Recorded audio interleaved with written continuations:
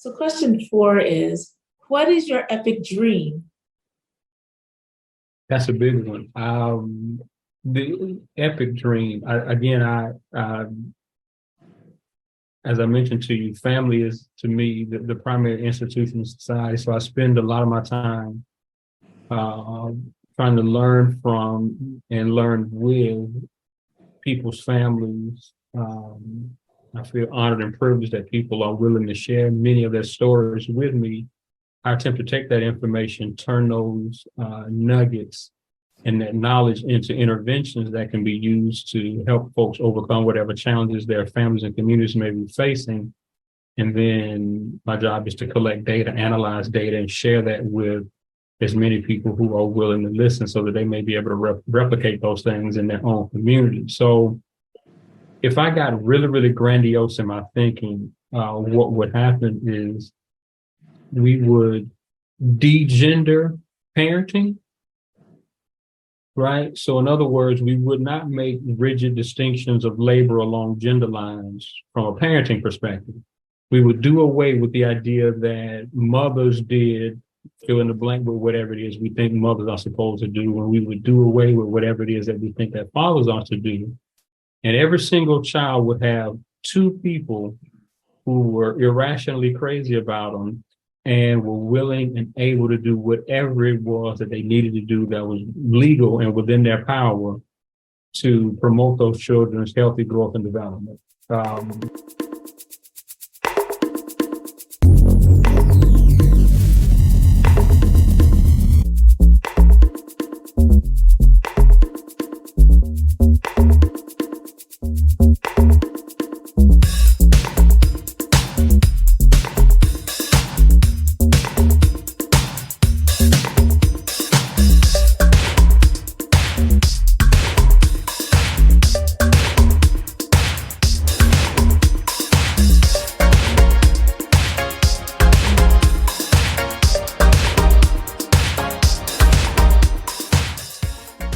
Hi, and welcome to another edition of King Crush Thursday, the series where we highlight and uplift Black men, because frankly, not too many people are doing it.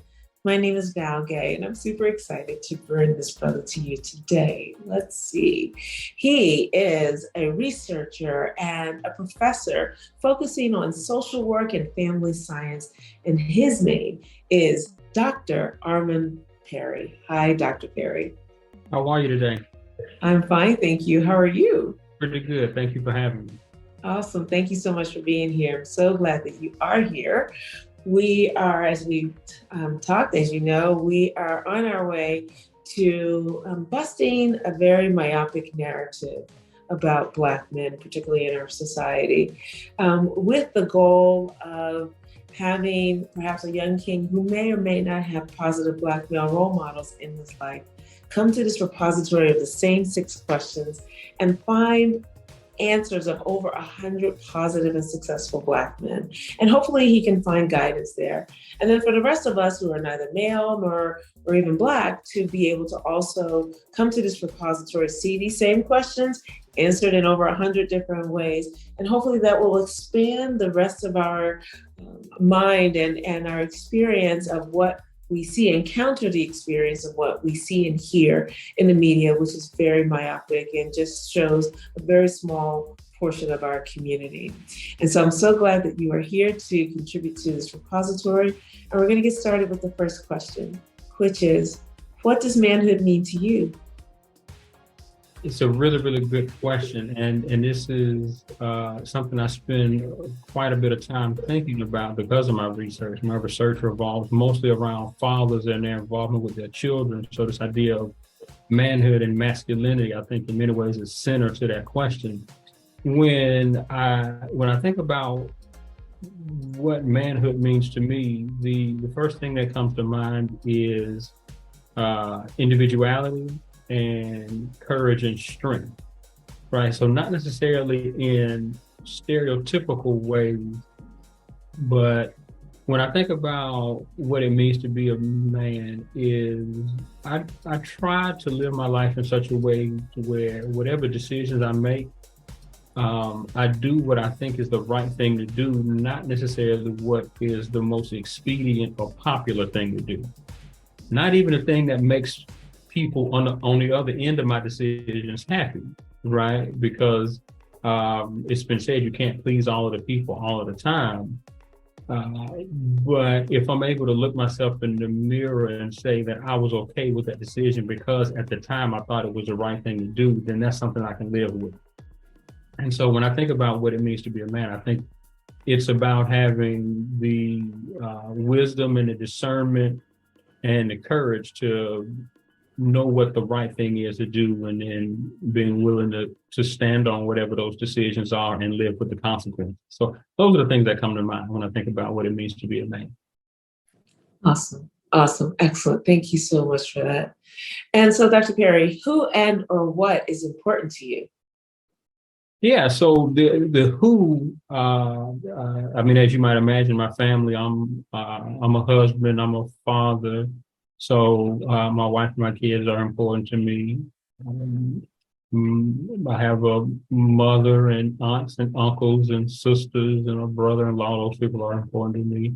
My friends certainly are important to me. I don't make much of a distinction between my friends and my family because of the relationships. They sort of mirror one another. So my friends are, to my way of thinking, they are my family. Those people are important to me. Um, my work is important to me. I think people who know me would tell you I spend a lot of time working, and so my work is something that's important to me. As you mentioned, I'm a professor in the School of Social Work at the University of Louisville. The reason why I do this work is because I've long felt that family is a primary institution in our society.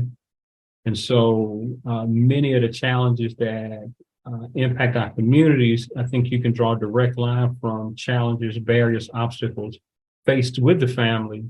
And as a consequence of those things, we see some of the disparities, we see some of the obstacles, we see some of the obstructions standing in our way.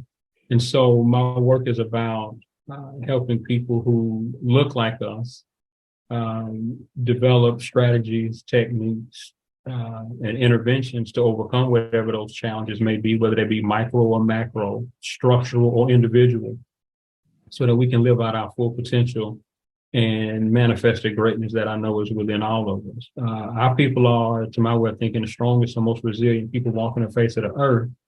And I'm convinced that the thing that holds us back is the rest of the world's knowledge and fear that we will unlock our love for one another. And so they are willful and intentional about trying to create impediments and barriers that keep us from seeing each other as brothers and sisters, because they know that if and when we do that, things for us and our people will be modified and changed in a dramatically more positive way overnight. So anyway, so I spend my time doing those things. So that's important to me. You mentioned being from Philadelphia, and when we were chatting in the open, football is important to me. I'm a sports fan. My favorite team is the Philadelphia Eagles. It's been that way since the late 1980s, when I first saw as a young kid Randall Cunningham, who I thought was just sort of out of this world. And I think in many ways was way, way ahead of his time. So I've been an Eagles fan since then. I went to school and I grew up in Alabama, so I'm also an Alabama Crimson Tide football fan. So those are the things that are important to me: my family, my work, and as a function of where I'm from, football. That is awesome. And I knew there was a reason I was going to like you. I was like, I like this brother. Eagles. There you go. Fly, Yeah. Eagles, fly. Absolutely. Fly, Eagles, fly. Absolutely. That's awesome. Thank you so much for that. So, Dr. Perry, how do you want us to see you? Also another really, really good question. I think that let me preface this by saying many years ago, my grandmother helped me to sort of crystallize the way that I even now think about the word respect. And long story short, she had an encounter with a person who was attempting to upsell her on a product and they, in their effort to sort of coerce her into buying more of the product than she was maybe comfortable with, they attempted to use the word respect to sort of manipulate her. And anyway, so what she says to the person was, she said, respect from you in a quarter would get me a phone call.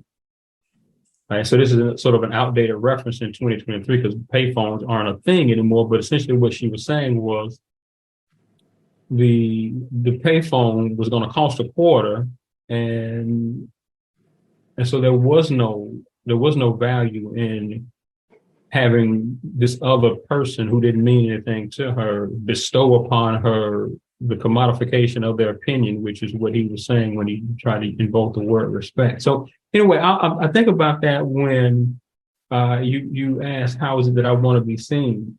Again, as I mentioned in my open, I feel like I'm here for a reason. I try to live and walk in my purpose, and as long as I'm doing that, and I'm okay with who I am and the decisions that I make and the things that I do, I'm not as much concerned about how it is that other people see that. I feel pretty good about who I am. I feel pretty good about the work that I do. And I'll be satisfied that when my time is up, if people can say, he tried to make a contribution and he spent more of his time working towards solutions rather than being a part of the problem, I think I'll be fine. I think.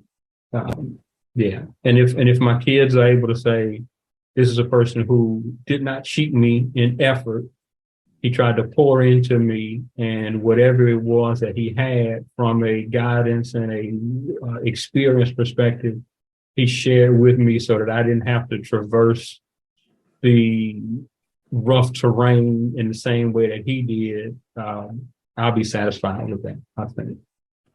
Mm, that's wonderful. Awesome. Thank you. Thank you so much. So question 4 is, what is your epic dream? That's a big one. The epic dream, as I mentioned to you, family is to me the primary institution in society. So I spend a lot of my time trying to learn from and learn with people's families. I feel honored and privileged that people are willing to share many of their stories with me. I attempt to take that information, turn those nuggets and that knowledge into interventions that can be used to help folks overcome whatever challenges their families and communities may be facing.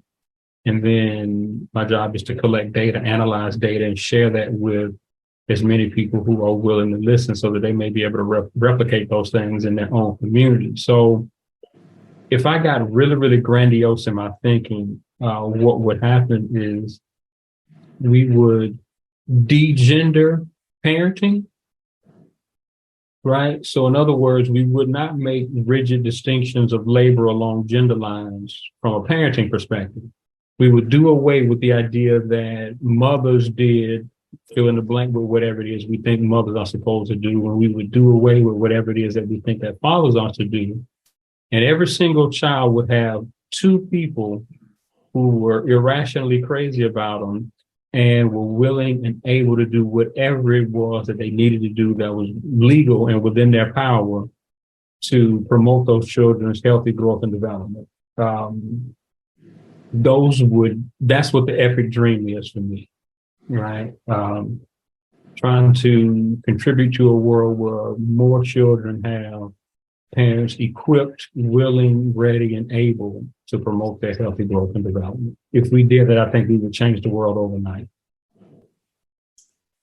Wow, that is quite beautiful. Thank you. Thank you for that. So you've been answering question 5 all along implicitly, but I am going to ask you explicitly. Dr. Armon Perry, who are you? Yeah, who am I? Again, I think as I mentioned, I'm a husband, I'm a father, I'm a researcher, I'm an educator. I like to think of myself as a decent person. I would be lying if I told you that I was completely selfless, right? So I pride myself on telling people the truth, so I won't I won't get on Zoom and lie to you. I am much more pragmatic than I am principled. I think that's a function of me having spent some time in Washington, D.C., working as a congressional staffer, where I learned that what you say to people is oftentimes less important than whether or not you can say it in a way that resonates with them. So if I were to engage you in a discussion or a conversation, as I responded to questions, what I would be looking to do is make some sort of an assessment as to how it is that I could increase the likelihood of being able to have a successful interaction with you. And I would attempt to tailor my message in a way that spoke to that, right? So with that said, I'm perfectly fine with, in the work that I do, attempting to squeeze some altruism out of other people's self-interest.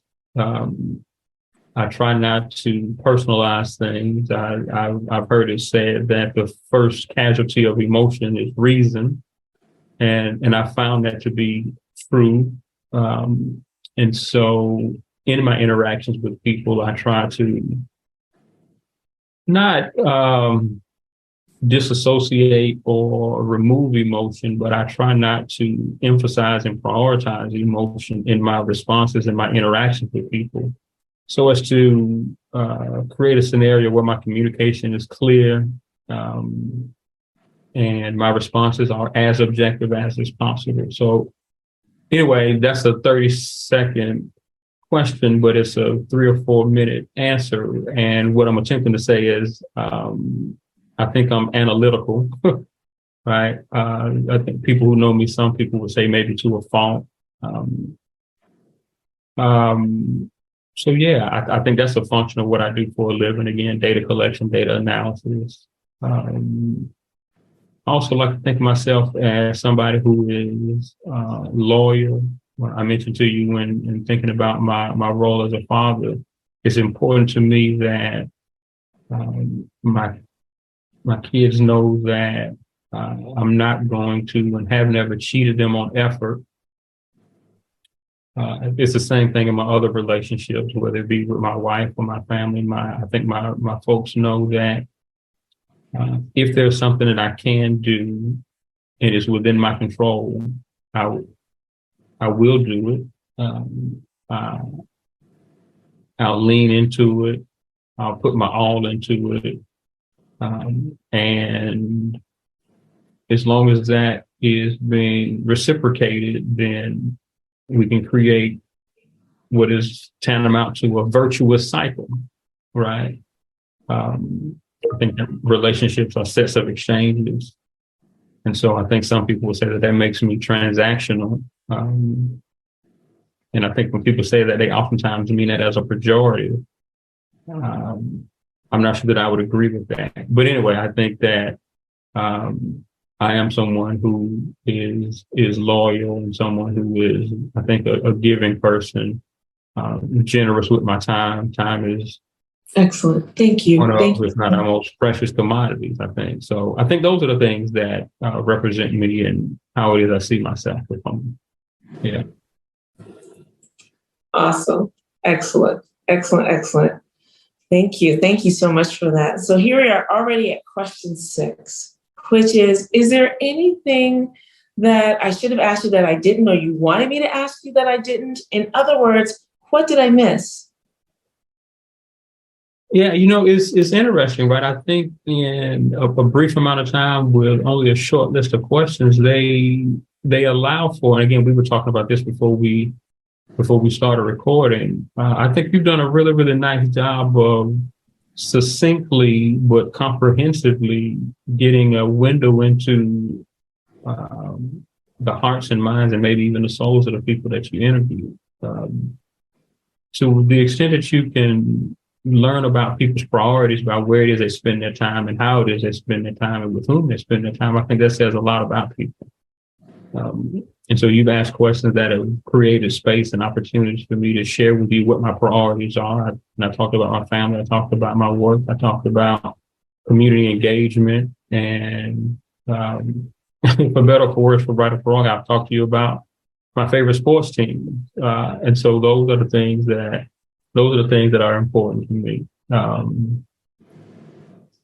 So yeah, I don't know that you missed anything. I think this has been an interesting exercise in sort of self-reflection and self-awareness. You've prompted me to stop and give thought to some things that maybe I would not have otherwise. So this has been good for me. I think I'm going to learn, stretch, and grow from this. And I hope it is the case that, as you alluded to in the opening, that there are people out there who may see this and may be inspired to sort of look into themselves and live and walk in their purpose. If their experience is anything like mine, it may be that there are people with them and around them who see something in them that they didn't see in themselves and begin to invest in them and in hopes that they can maximize whatever their potential is. And so in my role as an educator, that's what it is I'm attempting to do. And in a lot of ways, it's an attempt to pay back a debt that I feel that I owe to the educators who have shaped and molded and inspired me to come before you in the capacity that I have. So if I can serve in that way to anyone else, I think that that'll be a life well lived. How wonderful and how well said. Thank you. Thank you so much. I'm so grateful, one, that we're now in community, even beyond the Eagles. I'm so grateful for the work that you do, the research that you do. I just pray that your epic dream comes true. And so I just want to honor you, my king, and just really, I do pray that you go deeper and wider, that your epic dream comes true, that your work is super successful, and that more and more parents get to have an understanding of the importance of parenting, particularly fathers. We know, I don't have to tell you, but anyone who's listening who may not know, that the narrative that is out there about Black fathers is so myopic and is not, it is not the whole story, you know. And as the recipient of two, I forget exactly, I should have written it down what you said about two parents who are just like, you know, just overly and unabashedly in love with their child and wanting to do whatever is possible for their child to thrive and grow. I can say without a shadow of a doubt that that doesn't end at 21. As my parents still tell me, I will always be their parent. My father said to me just the other day, you can be 85 years old, you're still going to be my baby. You know, just that thought is just a beautiful thing. And I wish that for everyone to know that kind of love. And so for you to be able to help to train and to study and to perhaps educate others to love their children and to love our community in that way is so powerful. And so I'm so grateful that you were here with us today and to contribute to this repository. Well, again, thank you so much. A lot of kind words. I really appreciate all of those things. I'm not sure that I'm deserving, but I'm going to work to live up to it. So I certainly appreciate that. And again, I hope that this was useful, and I hope that it is useful to folks who will come into contact with the recording in whatever ways I may be able to be of assistance in the work that you and others may be doing. I'm glad to do that. So don't hesitate to reach out. Awesome. Absolutely. Thank you so much. And stay right there, because I want to thank the audience for joining us today. And I hope that you received as much from this conversation as I did, and that, you know, if there is a positive and successful Black man in your life that you want to see highlighted in this forum, please click the link below or up in my bio, fill out the nomination form and we'll take it from there. This is actually how we met Dr. Perry. I don't recall at the moment who it was that nominated him, but thank you. Thank you so much. This is so great. I have to say, back at around episode 18, 19, 20, maybe 21, somewhere around there, it was quite a while ago. People were saying to me, how many of these are you going to do? And I was like, I don't know. And I remember driving one day, it was somewhere around 21. I was like, 100 sounds really good. And I started saying 100, we're going to do 100 interviews. First of all, it seems so far away, and it's been quite some time. But now I have to say phase one is 100. And I have to say that phase one was 100 because we are extending phase one. Wow. Because fortunately for us, we have more than 100 positive and successful Black men who are contributing to this repository. And I want to keep it going. And so I'm hoping that you stay along with us. Stay tuned for phase two, because that's going to be fire. But right now we're still in phase one. And let me be clear, I say it all the time, but success does not equal what someone does for a living, as long as it's legal. It is not about their career choice. They may in fact be a professor and a researcher. We're not. We are looking for all of the brothers who the content of their character is contributing positively to their community, to their nuclear family, to the larger community, and everyone in between. Those are the brothers that we want to add to this repository so that we have a full picture of, and a fuller picture, I should say, of what Black manhood is, positive Black manhood is in our community. So those are the brothers. So in the meantime, please stay tuned next week for yet another amazing king. And in the meantime, please remember to spread love and have a great day. Thank you so much. And Dr. Perry, thank you so much. That was really awesome. Thank you.